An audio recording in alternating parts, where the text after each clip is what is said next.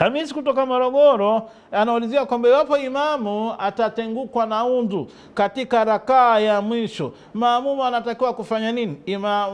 Imamu atakapotengukwa na udhu wakati wowote ule, kinachotakikana wakati huo anapotengukwa na udhu, asiendelee na kitendo chengine chochote. Inachotakikana kwamba atoke katika swala hiyo na amnaibishe mtu mwingine nafasi yake ya uimamu.